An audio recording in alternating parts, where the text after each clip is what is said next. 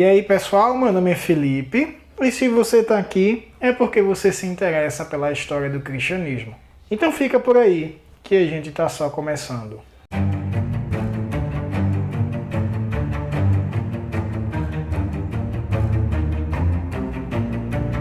E vamos dar hoje continuidade à nossa série sobre os bárbaros e o cristianismo. E vamos falar hoje sobre os francos. Os francos, eles habitavam aquela região da Gália, que hoje seria onde é mais ou menos a atual França. Os francos não eram os únicos a habitarem aquela região. Também existia ali um outro povo, os burúndios. Os burúndios eram arianos, enquanto os francos eram pagãos. Mas, diferente dos vândalos, os burúndios não promoviam perseguição aos que eram católicos, aos que eram cristãos. Eles dividiam ali aquela região junto com outros povos que já habitavam ali há algum tempo. E esses povos eram, em sua maioria, católicos. Com o passar do tempo, os burúndios acabam também se convertendo ao catolicismo. Lembrando que catolicismo aqui não é o catolicismo romano atual, mas é o catolicismo no sentido de igreja universal. A igreja que realmente conservava uma doutrina mais ortodoxa. E quando os francos se apossam de outras regiões da Gália, passam a chamar aquele lugar de França. Os francos tinham o costume de dividir a sua liderança em vários territórios, em várias extensões. Ocorre que um desses líderes, chamado de Méroveu, passa então a assumir um papel de destaque. Começa a ter muito mais domínio e muito mais extensão territorial sob seu controle. Posteriormente, seu neto, chamado de Clovis, passa a fazer várias manobras políticas para ampliar o seu domínio. Como os francos também queriam fazer parte do antigo Império Romano, eles acabaram por respeitar os antigos habitantes que já estavam ali naquela região. A própria esposa de Clovis era uma princesa burúndia chamada Clotilde. Clotilde possuía uma fé católica. Então, em uma determinada disputa na região da Gália, Clovis promete que, se Jesus Cristo desse vitória a ele se converteria à fé de sua mulher Clotilde. E isso de fato ocorre quando os francos derrotam os alamares, outros povos que habitavam ali a região também. Clovis então, cumprindo sua palavra, se batiza no dia de Natal do ano 496. E mesmo após a morte de Clovis, os francos continuaram a sua expansão e o seu domínio. Entra em cena então uma família chamada de Carolíngios. Por que carolíngios? Porque a maioria dos seus descendentes homens chamavam-se Carlos.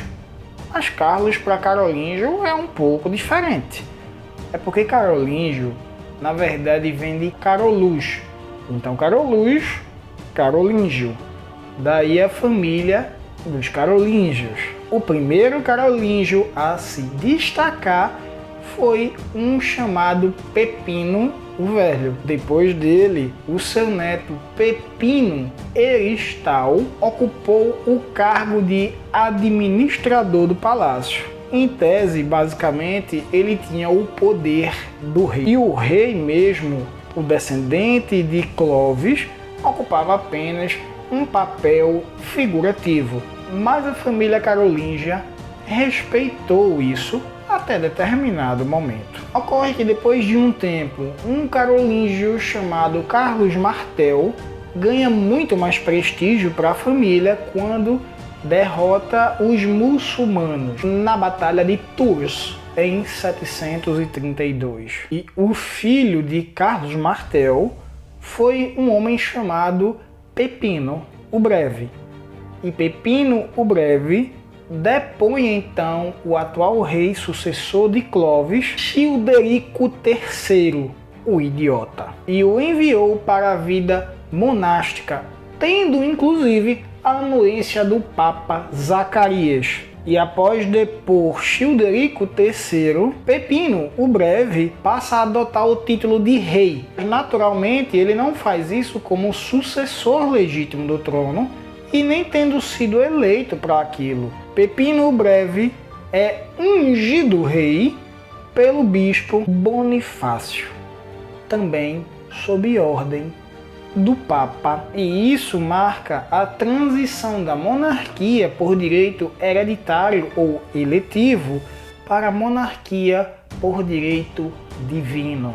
O filho de Pepino Breve é ninguém menos que Carlos Magno, mas a gente não vai tratar sobre ele aqui.